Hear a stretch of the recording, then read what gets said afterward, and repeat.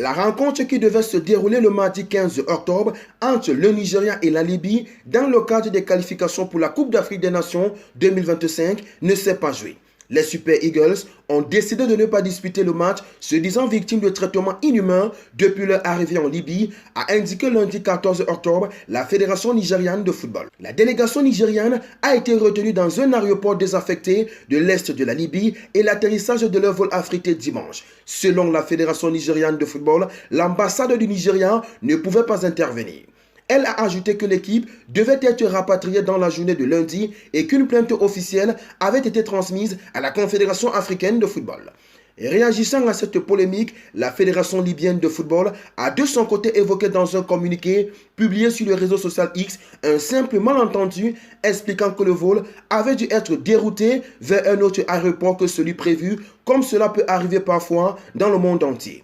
Elle rajoute, je cite, « Nous espérons que ce malentendu puisse être résolu avec compréhension et bonne volonté. » Fin de citation. La Fédération libyenne de football a également critiqué les conditions d'accueil auxquelles sa sélection à elle-même a eu droit lors de la 3e journée au Nigeria. Avant de quitter la Libye, le capitaine des Super Eagles du Nigeria, William Troost Ekong, avait toutefois affirmé que sa sélection ne ferait pas le trajet de 3 heures en bus qui a été prévu entre Al-Abrak, où elle a finalement atterri, et Benina, en banlieue de Benghazi, et ne disputerait donc pas le match en évoquant des questions de sécurité. En tant que capitaine de l'équipe et avec l'équipe, nous avons décidé de ne pas jouer ce match.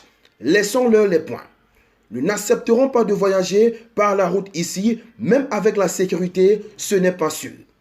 Nous ne pouvons qu'imaginer ce que serait l'hôtel ou la nourriture qu'on nous offrirait, a-t-il argué dans le communiqué.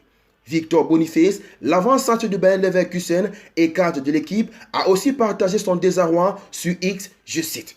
« Bloqué depuis bientôt 13 heures, pas de nourriture, pas de wifi, pas d'endroit où dormir, on peut faire mieux, CAF. » Fin de citation. Il rajoute par la suite, ça devient flippant. Nous voulons juste rentrer dans notre pays.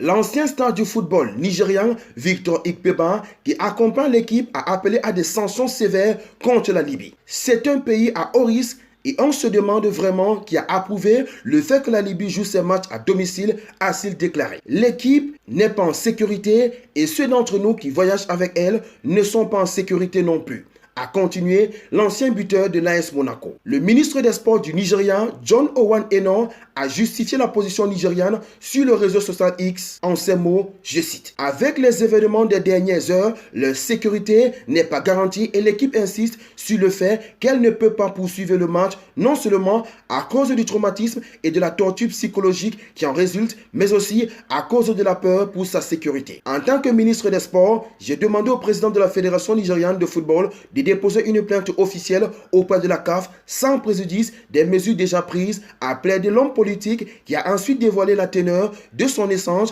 avec l'instance dirigeante du football africain. Après la plainte du Nigeria et la décision de ne pas jouer le match, la Confédération africaine de football a réagi. Dans un communiqué rendu public le lundi 14 octobre, la CAF affirme avoir pris contact avec les autorités libyennes et nigérianes. L'instance a annoncé avoir transmis l'affaire au comité de discipline de la Confédération africaine de football pour enquête et des mesures appropriées seront prises à l'encontre des personnes ayant violé les statuts et règlements de la CAF.